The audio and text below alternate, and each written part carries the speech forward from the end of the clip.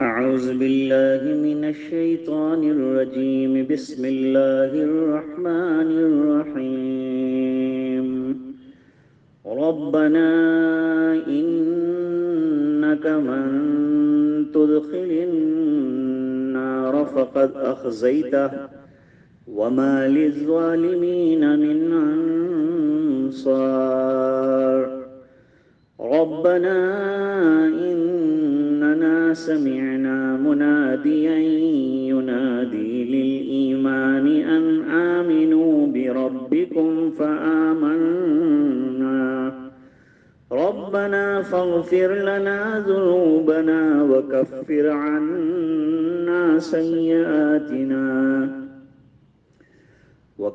عنا سيئاتنا وتوفنا مع الأبرار ربنا وآتنا ما وعدتنا على رسلك ولا تخزنا يوم القيامة إنك لا تخلف الميعاد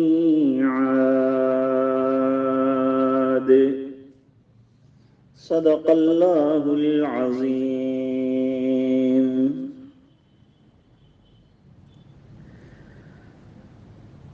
سورت کے اخیر میں جو رکوع چل رہا ہے سورہ آل عمران کا،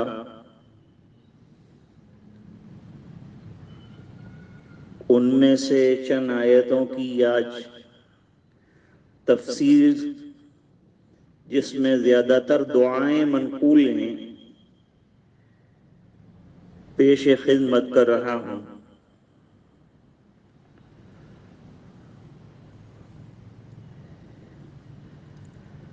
جیسے کہ عرض کیا تھا گزشتہ سبق میں کہ اخیر میں سورت کے اللہ تعالیٰ نے توحید کے مسائل و دلائل بیان فرمائے ہیں، عقلی نقلی دونوں قسم کے دلائل ہیں۔ گزشتہ سبق میں عقلی دلائل بیان ہوئے، اب نقلی دلائل پیش کریں گے۔ ابتدا میں ذکر آ چکا آسمانوں اور زمینوں کی تخلیق، شب و روز کا اختلاف عقل مندوں کے لیے بڑی نشانیاں ہیں، جن کے ذریعے سے حق تعالی شانہ کی وحدانیت، اس کی حکمت کاملہ اور قدرت تامہ کو سمجھا جا سکتا ہے، اور ایمان اور اللہ تعالیٰ کی وحدانیت کو اختیار کرنے والا بآسانی اختیار کر کے وہاں تک پہنچ سکتا ہے۔ پھر عقل مندوں کی علامت یہ بتائی کہ وہ ہر حال میں یہ تمام چیزیں دیکھنے کے بعد، غور و فکر کرنے کے بعد ذکر میں مشغول ہو جاتے ہیں، اللہ کی کبریائی، اللہ کی عظمت، اللہ کی بزرگی، اللہ کی سطوت بیان کرتے ہیں۔ قرآن کریم کی مختلف آیات میں کثرت سے ذکر کرنے کا حکم آیا ہے، اور اس کے لیے وقت کی کوئی قید نہیں لگائی، کوئی تحدید نہیں فرمائی کتنا ذکر کرو۔ فرمایا ذکرن کثیرہ، ایمان والوں کی خوبی اور علامات میں سے ذکر کثیر ہے۔ بلکہ ایک حدیث شریف میں فرمایا کہ اتنا ذکر کرو اللہ کا، اتنا یاد کرو اللہ کو، لوگ تمہیں مجنون کہنے لگے کہ یہ دیوانہ ہو گیا، پاگل ہو گیا، اس کی زبان پر اللہ کے علاوہ کچھ نہیں آ رہا ہے۔ دیوانگی کی حد تک اللہ کا ذکر کرنا ہے۔ برطانیہ حاضری ہوئی تھی بولٹن میں، شیخ آصف حسین فاروقی صاحب دامت برکاتہم شیخ ہیں، ان کی خدمت میں حاضر ہوا اور عرض کیا میں کیا کروں حضرت اپنی اصلاح کے لیے؟ فرمایا مخلوق سے آنکھیں بند کر کے رات اور ذکر دیوانوں کی طرح اللہ اللہ اللہ کے ذکر میں رہو، بس ذکر، دوسرا کچھ نہیں، سب چھوڑ دو۔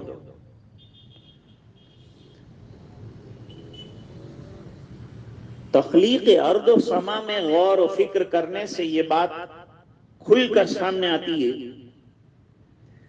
کہ اللہ تعالی کی مصنوعات میں تو غور کر سکتے ہیں، فکر کر سکتے ہیں، اس کی صفات اور وحدانیت کو سمجھا جا سکتا ہے، لیکن خود اللہ تعالی کی ذات میں غور و فکر نہیں کر سکتے۔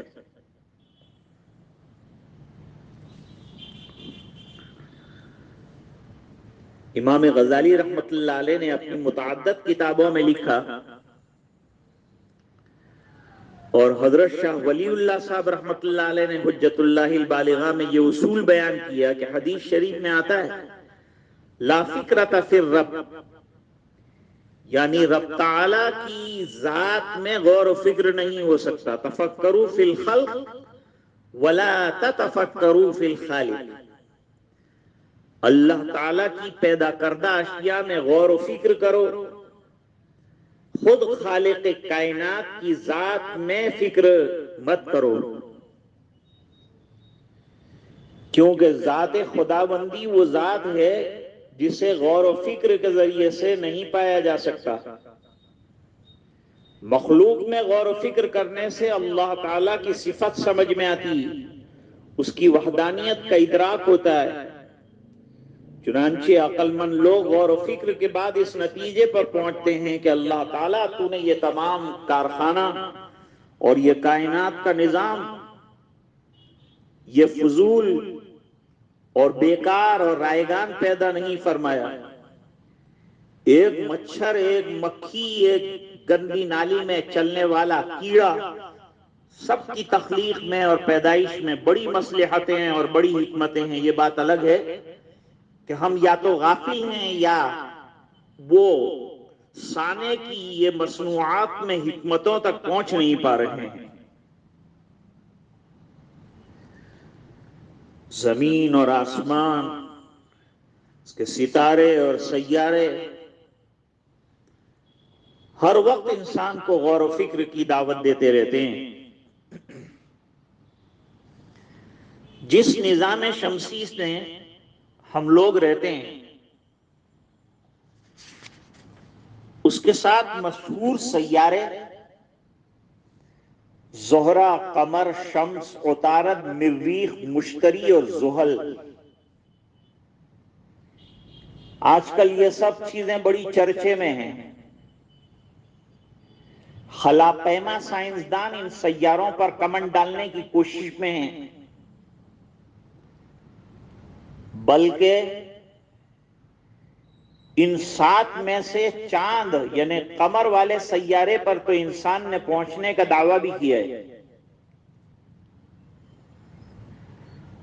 اور اس کی وضع قطع بھی معلوم کی۔ چاند پر نہایت سرد علاقہ بھی ملا ہے اور نیچے نہایت گرم علاقہ بھی ملا ہے۔ اگر انسان وہاں پہنچ جائے تو برف کا ٹکڑا بن جائے۔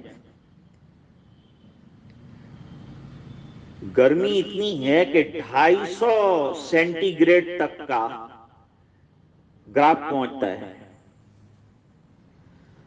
جو لوگ چاند پر جاتے ہیں ان کے لیے زمینی لباس کسی کام کا نہیں ہے، فوراً جل جائے گا، ختم ہو جائے گا۔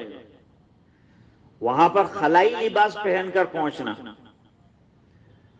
اور ایسا ایک لباس تیار کرنے میں 2.5 سے 3 لاکھ روپے کا خرچ آتا ہے۔ قرآن کریم کے سیاق و سباق سے معلوم ہوتا ہے کہ چاند پر انسانی رہائش قریباً ناممکن ہے۔ انسان وہاں پر پہنچا بھی ہے تو محدود وقت کے لیے، لیمیٹڈ ٹائم کے لیے۔ ماہرین فلکیات بتاتے ہیں کہ چاند پر 500 گرام انسانی خوراک پہنچانے پر 30,000 پاؤنڈ کا خرچ آئے گا۔ ظاہری بات ہے کہ اس قدر عیاشی اور فضول خرچی کون کر سکتا ہے؟ پھر بھی کچھ بے وقوف ہیں جنہوں نے چاند کے اوپر اپنی زمینیں خرید کر رکھی اور خوش ہو رہے ہیں اس کے اوپر اپنی بے وقوفی پر۔ رہائش کے لیے اللہ نے زمین بنائی ہے، چاند نہیں بنائے۔ چاند کے دوسرے کام قرآن کریم میں اور احادیث میں بیان کیے ہیں، ستاروں کے دوسرے کام اللہ تعالی نے بیان فرمائے ہیں۔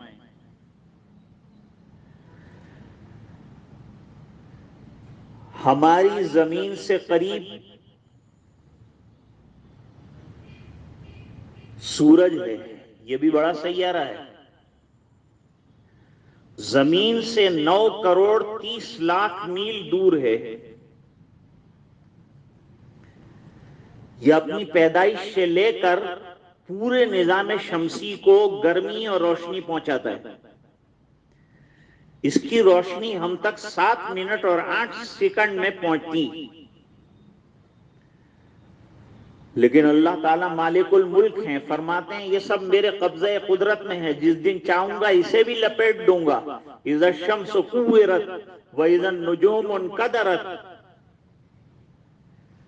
اس کے بعد حشر کا نظام قائم ہوگا۔ ستاروں سے متعلق علم کے بارے میں علماء نے 2 قسمیں بیان کی ہیں۔ ایک علم نجوم ہے جس میں ستاروں کے چینجز اور اس کے حساب سے کسی شخص کی قسمت یا سعادت اور شقاوت کا حال معلوم کیا جائے۔ اس قسم کے علم کو حضور پاک صلی اللہ علیہ وسلم نے شرک کا حصہ قرار دیا ہے اور سحر کی طرح اسے ناجائز کہا ہے۔ حدیث میں فرمایا من اتا منجما فقد عصى ابا القاسم صلی اللہ علیہ وسلم، جو کوئی شخص نجومی کے پاس جا کر اپنی قسمت کا حال معلوم کرنا چاہتا ہے، وہ شخص محمد صلی اللہ علیہ وسلم کی شریعت کا منکر ہے۔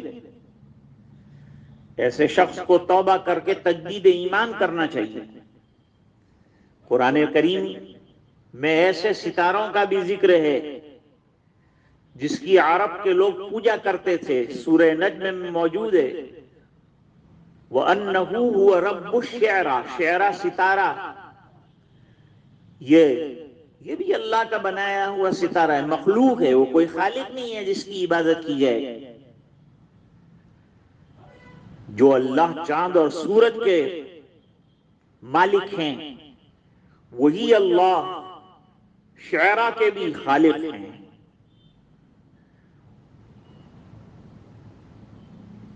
بتایا گیا ہے کہ شعرا ستارہ سورج سے 20,000 گنا بڑا ہے۔ ستاروں سے متعلق دوسرا علم علم فلکیات کہلاتا ہے، ایسٹرونومی۔ اس کے ذریعے سے خلا میں موجود ستاروں کے حالات معلوم کیے جاتے ہیں، جن پر غور فکر کر کے انسان کے لیے ترقی کی راہیں کھلتی ہیں۔ شعرا ستارے کا حجم اسی علم کے ذریعے سے حاصل ہوا ہے۔ ہماری یہ زمین سورج سے اس قدر چھوٹی ہے کہ ان کے حجم کی نسبت 1 اور 13 لاکھ کی ہے۔ گویا زمین سورج سے 13 لاکھ گنا چھوٹی ہے، مگر بہت دوری کی وجہ سے یہ فرق معلوم نہیں ہوتا اور نظر نہیں آتا۔ پھر چاند زمین سے چھوٹا ہے۔ مریخ ایک سرخ سیارہ ہے، سائنسدان اس کی بھی تصویریں لا رہے ہیں، وہاں بھی پہنچنے کے لیے کمندیں ڈال رہے ہیں، لیکن ان بیچاروں کی مجبوری یہ ہے کہ یہ ستاروں میں، چاند میں، آفتاب میں کھو گئے ہیں اور اس سے آگے نہیں بڑھتے، اس کے بنانے والے تک نہیں پہنچتے۔ اس سے تو صوفیاء کرام اور اہل ایمان جو ہیں وہ زیادہ اولو الالباب ہیں، وہ ان مخلوق میں غور کر کر اس کے بنانے والے اور خالق تک پہنچتے ہیں۔ اصل چیز وحدانیت کا ماننا، اللہ کی خالقیت کا ماننا ہے۔ اللہ تعالیٰ نے ان تمام میں اپنی قدرت کی نشانیاں رکھی ہیں۔ جس مالک الملک نے یہ سارا نظام قائم کیا ہے، وحدہ لا شریک ہے۔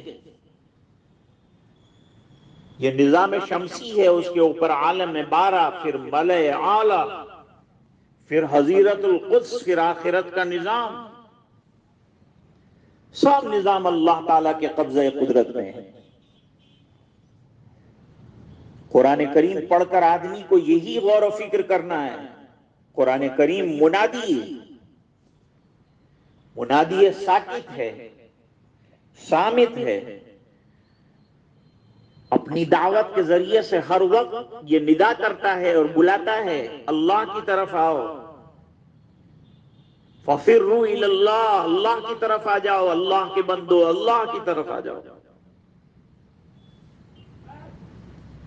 یہ سب کو دیکھ کر آدمی اللہ کی عظمت کا، اس کی وحدانیت کا، اس کی بزرگی کا قائل ہو جائے۔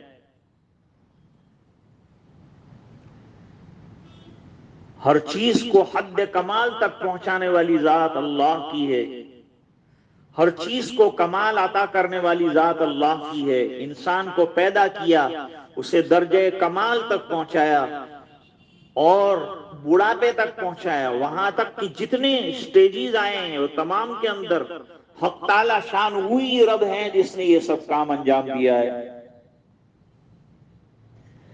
بیچ میں والدین رشتہ دار تو بہانہ ہیں، اصل ربوبیت کے مالک رب کائنات اللہ جل جلالہ۔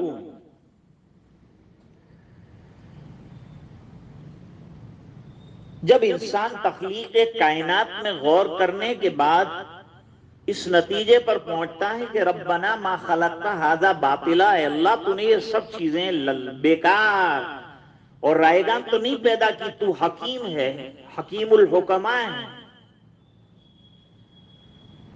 تیری حکمت کو کوئی پہنچ نہیں سکتا۔ یہ تمام نظام آخرت پر جا کر منتہی ہوتا ہے۔ اس لیے ایسے غور کرنے والے بندے دعاؤں میں لگ جاتے ہیں اور کہتے ہیں کہ اللہ جب تو نے یہ سب رائگان پیدا کیا، نہیں پیدا کیا بلکہ کام اور حکمتوں کے اور فائدے کے ماتحت پیدا کیا ہے، تو ہمیں جہنم کی آگ سے بچا لیجیو، دوزخ سے بچا لیجیو، وہ عذاب بڑا ہولناک اور دردناک ہے، اور جو اس کے اندر داخل کر دیا گیا وہ تو بے عزت ہو گیا۔ اب ایمان والا اس کے اندر داخل کیا جائے گا اس کے گناہوں کے دھلنے کے لیے، واشنگ مشین کی طرح ہے جس میں کپڑوں کو ڈالا جاتا ہے اور اندر گھوم گھوم کر صفائی کرتے ہیں، صفائی کرنے کے بعد پھر بہترین صاف ستھرے ہو کر کپڑے نکلتے ہیں۔ مسلمان جو اپنے گناہوں کی سزا کے لیے تھوڑے سے وقت کے لیے جائیں گے جہنم میں، پھر اللہ تعالی گناہوں سے پاک کر کے ان کے سیئات کو ختم فرما کر ان کی حسنات کے بدلے میں دائمی جنت انہیں عطا فرمائیں گے۔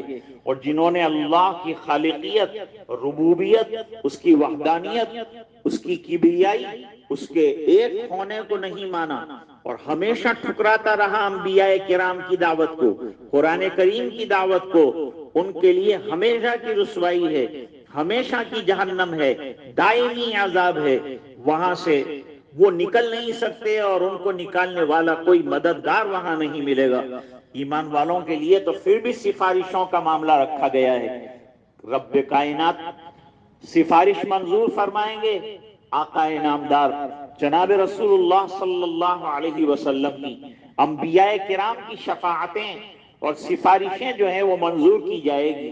شفاعت کبریٰ کے علاوہ حضور پاک صلی اللہ علیہ وسلم کی دوسری سفارشوں کا بھی احادیث کے اندر تذکرہ آتا ہے۔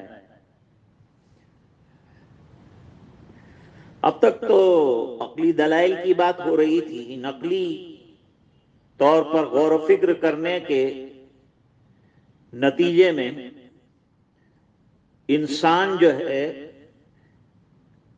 اللہ کی وحدانیت کو پا لیتا ہے۔ اب آگے نقلی یا سمعی دلیل کا بیان آ رہا ہے۔ مومن بارگاہ رب العزت میں عرض کرتا ہے، ربنا اننا سمعنا منادیا ینادی للایمان ان آمنوا بربکم فآمنا۔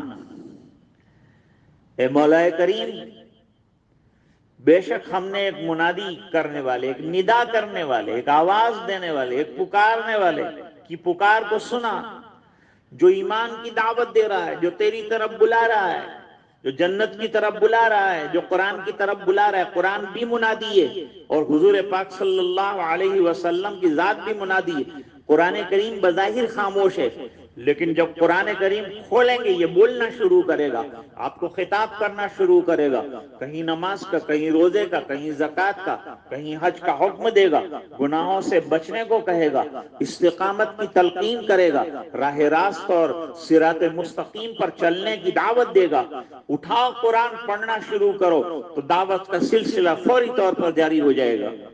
تو قرآن کریم بھی منادی ہے، ندا کرتا ہے۔ قرآن کریم نذیر ہے، قرآن کریم بشیر ہے۔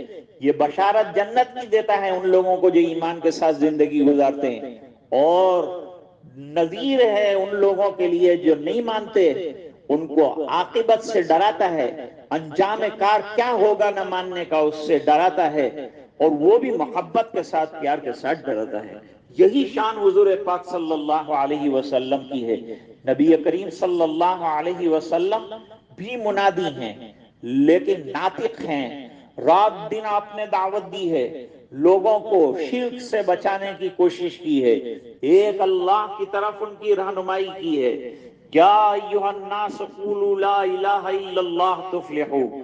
آپ نے گھروں پر جا کر دعوت دی ہے، آپ نے بازاروں میں جا کر دعوت دی ہے، آپ نے غاروں میں جا کر دعوت دی ہے، آپ نے قبائل میں جا کر دعوت دی ہے، آپ نے طائف میں جا کر دعوت دی ہے، آپ نے بازاروں کے اندر دعوت دی ہے، آپ نے حج کے موقعوں پر قبائل کو دعوت دی ہے، اور انہی دعوتوں میں مدینے والوں نے ایمان قبول کیا اور وہی ہجرت کا سبب بنا۔ تو حضور پاک صلی اللہ علیہ وسلم منادی ناطق ہیں، رات دن دعوت دیتے رہے اور لوگوں کو یہ اعلان اور پیغام پہنچاتے رہے، یا ایھا الناس قولوا لا الہ الا اللہ تفلحوا۔ اے لوگوں، کامیابی چاہتے ہو، فلاح چاہتے ہو، کامرانی اور سرفرازی دونوں جہان کی چاہتے ہو، تو بس لا الہ الا اللہ، ایک اللہ کی وحدانیت پر آ جاؤ اور مجھے اللہ کا رسول مانو۔ نبی کریم صلی اللہ علیہ وسلم نے فرمایا، میں اللہ کا بندہ ہوں اور اس کے بعد اس کا رسول ہوں، آخری رسول ہوں۔ لا نبی بعدی، میرے بعد اور کوئی نبی نہیں، میرے بعد اور کوئی نیا دین نہیں، میرے بعد کوئی اور نئی کتاب نہیں۔ اللہ تعالیٰ فرماتے ہیں کہ پکارنے والا بلند آواز سے پکار رہا تھا، جنہوں نے سنا حضور پاک صلی اللہ علیہ وسلم کی دعوت کو، اور جن کو اللہ تعالیٰ نے عقل سلیم عطا فرمائی تھی، قلب سلیم عطا فرمایا تھا، وہ لوگ حضور پاک صلی اللہ علیہ وسلم کی دعوت پر ایمان لے آئے۔ وہ دعوتیں ہوتے ہوتے ہم تک پہنچی۔ آج الحمدللہ ہم بھی لا الہ الا اللہ کے قائل ہیں، آج ہم بھی محمد الرسول اللہ صلی اللہ علیہ وسلم کے قائل ہیں، آج ہم بھی ایمان والے ہیں۔ اللہ سے یہ ایمان والے کہتے ہیں، اللہ ہماری مغفرت فرما دیجیے، ہمارے گناہوں کو درگزر فرما دیجیے، بڑے گناہ ہیں، چھوٹے گناہ ہیں، ہمارے سب گناہ، چھوٹی خطایاں ہوں یا بڑے گناہ ہوں، تمام کو معاف فرما دیجئے اور ہماری کوتاہیوں کو درگزر فرما دیجئے، نظر انداز فرما دیجئے، بلکہ ان کے بجائے ہمارے اعمال ناموں میں نیکیاں درج فرما دیجئے، فَأُولَئِكَ يُبَدِّلُ اللَّهُ سَيِّئَاتِهِمْ حَسَنَاتٍ، یہ وہ لوگ ہیں جن کے سیئات کو اللہ تعالی حسنات سے مبدل فرما دیں گے۔ اور وَتَوَفَّنَا مَعَ الْأَبْرَارِ، اور ابرار کے ساتھ اے مولا کریم۔ ابرار یہ جمع کا لفظ ہے، برن جمع ابرار، نیک لوگوں کو کہتے ہیں، نیکوکاروں کو کہتے ہیں۔ اے اللہ ہمیں وفات دیجیو، اگر دنیا سے جانا طے ہے ہر ایک کا، اگر تو نے اٹھائی لیا اور دنیا سے تو نے ہمیں موت دے کر برزخ میں اور وہاں سے حشر میں اور وہاں سے آخرت میں پہنچایا، تو اللہ صالحین کے ساتھ ہمارا حشر کیجیو، اللہ ابرار اور نیک لوگوں کے ساتھ ہمارا حشر کیجیو۔ دنیا میں بھی اللہ تو نے نیکوں کے ساتھ رکھا، اب اے اللہ جب ایمان تو نے عطا فرمایا، دین تو نے عطا فرمایا، بہترین نبی تو نے عطا فرمایا، بہترین کتاب تو نے عطا فرمائی، تو ابرار کی صحبت بھی تو ہی عطا فرمائیو۔ اللہ تعالیٰ قرآن کریم میں فرماتے ہیں فَأُولَئِكَ مَعَ الَّذِينَ أَنْعَمَ اللَّهُ عَلَيْهِمْ مِنَ النَّبِيِّينَ وَالصِّدِّيقِينَ وَالشُّهَدَاءِ وَالصَّالِحِينَ وَحَسُنَ أُولَئِكَ رَفِيقًا۔ اللہ تعالیٰ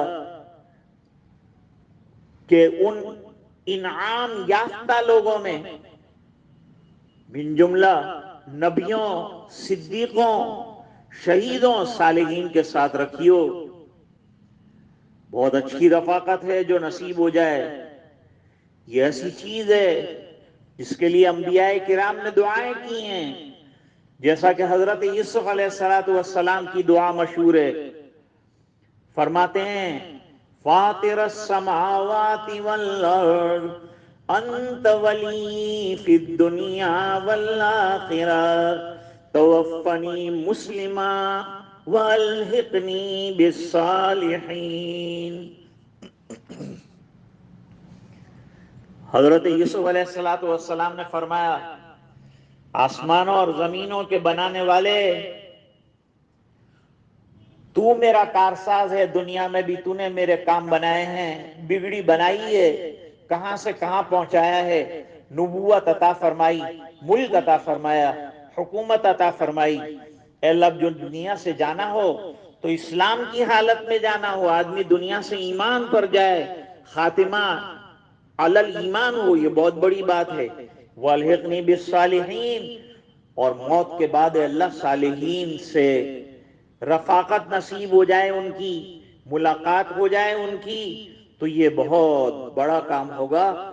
آج ضرورت ہے ہمیں کہ ہم اپنے معاشرے کو درست کریں، وحدانیت اور توحید کے خوب قائل ہوں، اللہ کا ذکر کثرت سے کریں اور زمزمہ سنج رہیں، ہر وقت اللہ کی یاد رہے۔ جب اللہ اللہ ہر وقت زبان پر رہے گا تو پھر یہ دعائیں زبان پر آتی رہیں گی۔ یہ عقل مندی کی علامت ہے کہ آدمی کی نظر آخرت پر رہے اور آخرت میں اچھی رفاقت پر رہے، نیک لوگوں کے ساتھ دنیا میں بھی رہنا نصیب ہو جائے۔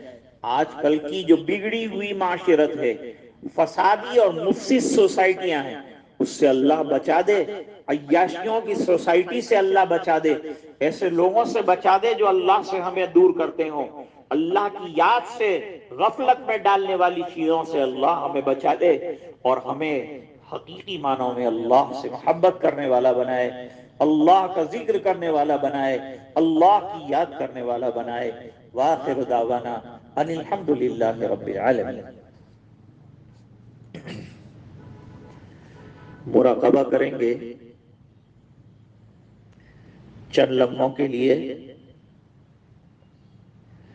مراقبہ کہتے ہیں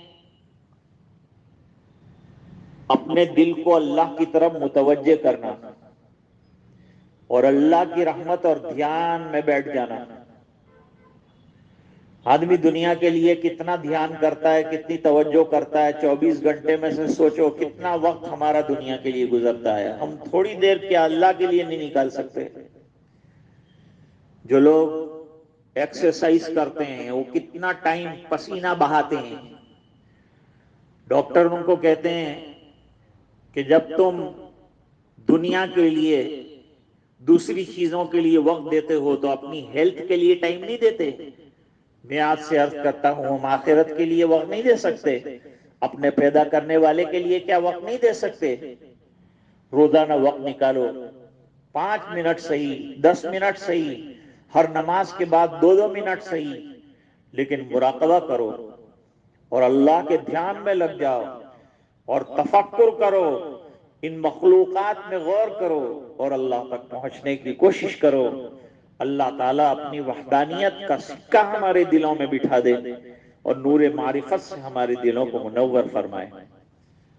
آنکھیں بند ہو، جسم میں نقل و حرکت نہ ہو، اور سر کو دل کی طرف ذرا سا جھکائیں اور یہ تصور کریں کہ اللہ کی رحمت برس رہی ہے، دل میں سما رہی ہے، دل اللہ اللہ اللہ کر رہا ہے۔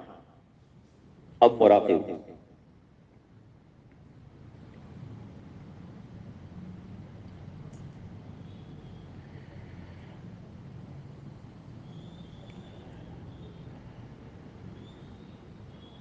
اے خفتہ دل بیدار شو، بیدار شو، بیدار شو،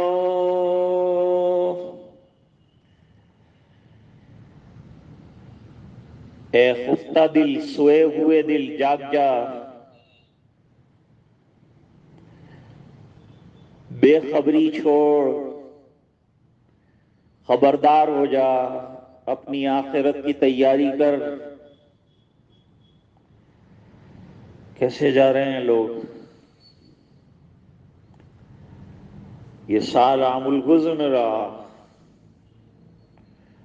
بڑے بڑے علماء صلحاء چلے گئے، در ذکر حق مشغول شو، مشغول شو، مشغول شو، اللہ کی یاد میں لگ جا، اللہ کی یاد میں لگ جا، اللہ کی یاد میں لگ جا۔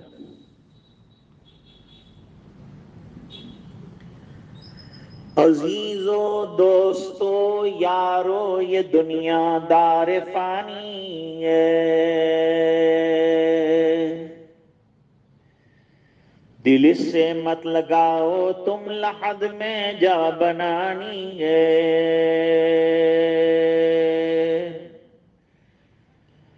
تو آیا بحر طاعت پھنسا لذات دنیا میں، عقل کھوئی گئی تیری یہ کیسی نادانی ہے، تو روزے رکھ نمازیں پڑھ خدا کو یاد کر ہر دم، کہ یہ نیکی تجھے ایک دن کام آنی ہے، یہ نیکیاں ہی کام آئیں گی، قبر میں کچھ کام نہیں آئے گا، اعمال کام آئیں گے۔ آخرت والی زندگی میں نیکیاں روشنی دے جائے گی، ہمارے بیڑے پار کر دیں گے۔ یہی نمازیں، یہی روزے، یہی زکاتیں قبر میں ہمارے عذاب سے بچنے کا انشاءاللہ سبب بنے۔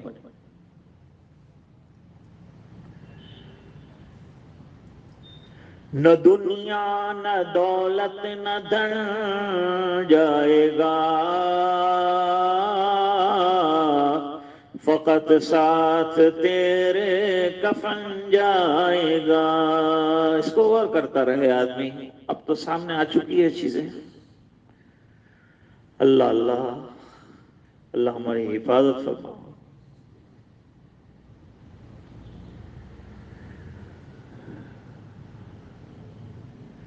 سوچو کہ آج تو کہا گیا تو آنکھیں بند کی، کوئی دن ایسا آئے گا جب لوگ آنکھ بند کر دیں گے۔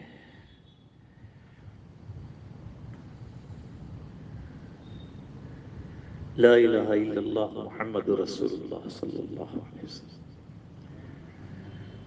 اللهم لك الحمد كله ولك الشكر كله وإليك يرجع الأمر كله اللهم لا أحصي ثناء عليك أنت كما أثنيت على نفسك رب اغفر وارحم وأنت خير الراحمين اللهم صل على محمد وبارك وسلم يا مقلب القلوب ثبت قلوبنا على دينك يا مصرف القلوب صرف قلوبنا إلى طاعتك يا ذا الجلال والإكرام یا ارحم الراحمین اکرمنا وارحمنا واغفر لنا وارحمنا واعف عنا وکفر عنا سیئاتنا وتوفنا مع الابرار یا احد الصمد الذی لم یلد ولم یولد ولم یکن له کفوا احد یا فعال لما یرید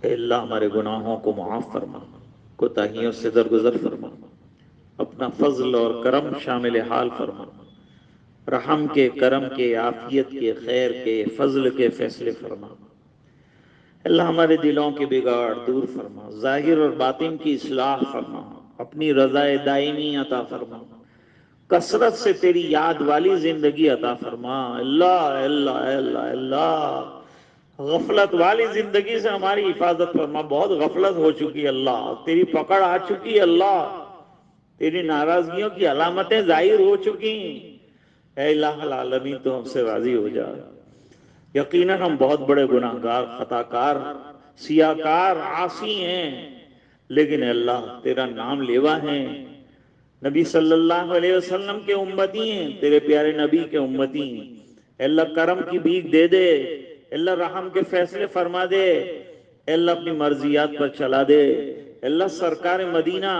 جناب رسول اللہ صلی اللہ علیہ وسلم کی